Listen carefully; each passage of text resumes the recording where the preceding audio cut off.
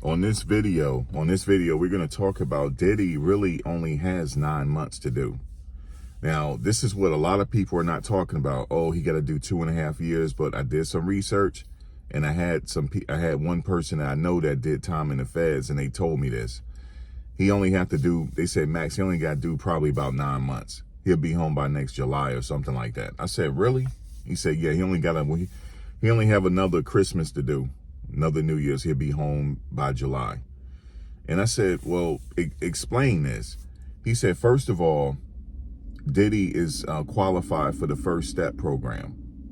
The First Step program means he only have to do 50% of his time. You know, we talked about 85% of his time, but he only have to do 50% of his time. First Step program. And he qualifies for the residential drug treatment program, or something like that. And if he completes that program, that shaves a year off his time. So let's do the math. So he was sentenced to 4 years, right? He already have time served of a year. So let's say 3 years, okay? So, and if he successfully complete the residential drug treatment program, that shaves another year off, okay? Now that's 2 years. And the First Step program, he only have to do 50% of the balance. He'll be home in 9 months or something like that.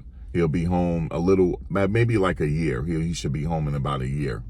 Let's just be on the safe side and say a year. But this is what a lot of people are not talking about. So when the judge sentenced him to 50 months, that was actually a good thing for him sentencing him to that much. So a lot of people are probably going to research it now, read that program, residential drug treatment program, residential drug entry something program. Just look it up and look up the First Step Act, which he only have to do 50% of his time. So let's say if he doesn't do the residential drug treatment program, right? So he got 4 years, so he got time served of a year, so that's 3 years, right? And he only got to do 50% more because of the first entry program. So he really will be out like a year or something like that. That's how it works out. So Diddy didn't get that much time. But the judge did say after he gets out, we want to do 5 years of, monitoring him and things like that. Which I don't know about that. I don't know about the monitoring situation, but yeah, this is how it works out for Diddy. More than likely he will get out. You'll see him free. You're gonna be like, damn, how is he free so soon? The time has went past so fast. No, there's some things that he qualifies for that they did not talk about in court, but his lawyers have already explained this to him. And also he has a right to appeal this decision. You know, after a certain amount of time, he files for appeal, and his lawyer said that they're going to appeal right away. So yes, there are programs, whether you like it or not, there's some programs that is afforded to him and everybody, not just Diddy, because of his privilege. Not that. It's just, if it was me going in there, these are the things that I would be going for. I would be going for that residential drug treatment program.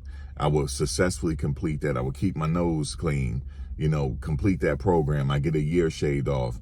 I've already got a year, and I already got a year time served already. So that's 2 years shaved off of the 4 years. Of the 4 years, that's 2 years shaved off right there.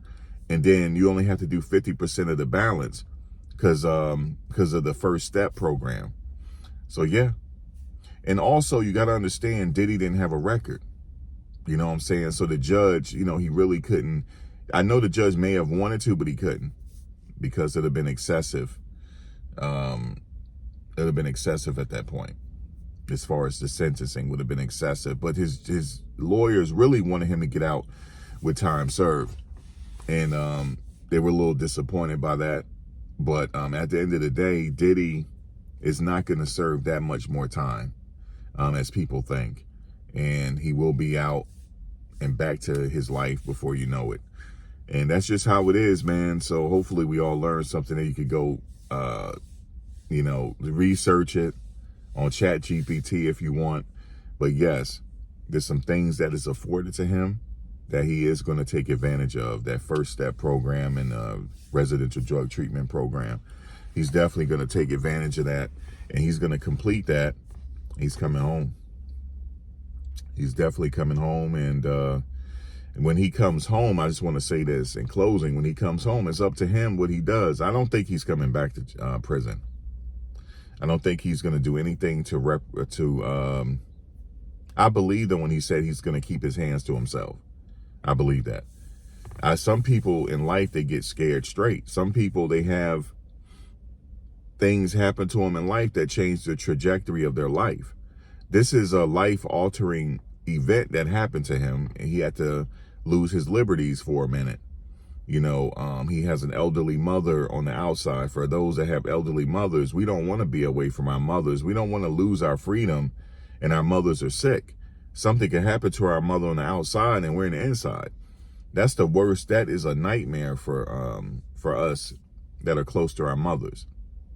So he has to think about that. You know, his kids are young, but he has to think about his mother. You know, now I know some people say, well, he didn't think about his mother when he was committing these crimes. You often don't. But when you're in a situation like that, you do. You do. Life start lifing. You start thinking about all the mistakes that you made in life. And, you know, they call it a correctional facility, right? So you're supposed to be correcting your thoughts, but it's up to you to correct those thoughts, right? And those bad habits. I do believe what he said in the letter. I believe he was remorseful. I believe everything he said in that letter to the judge. And he also spoke to the judge. I was there listening. I do believe it. And I do believe that this event that happened to him is going to change everything that he wants to do. Everything. Because he's not going back. This was a nightmare situation for him. And all he has to do now is survive it. Now, as far as where he's going, it don't matter where he's going as far as getting housed. But it matters for his safety, but they'll do things to protect his safety because of the nature of his crime. You know, in jail, people don't like different things like that, so they'll protect him that way. And he's also a high-profile individual, so they'll do things like that. But then the drug treatment program and the first step, it doesn't matter where he go, he qualifies for it. He just got to get in the program. Let me know what you think. Peace.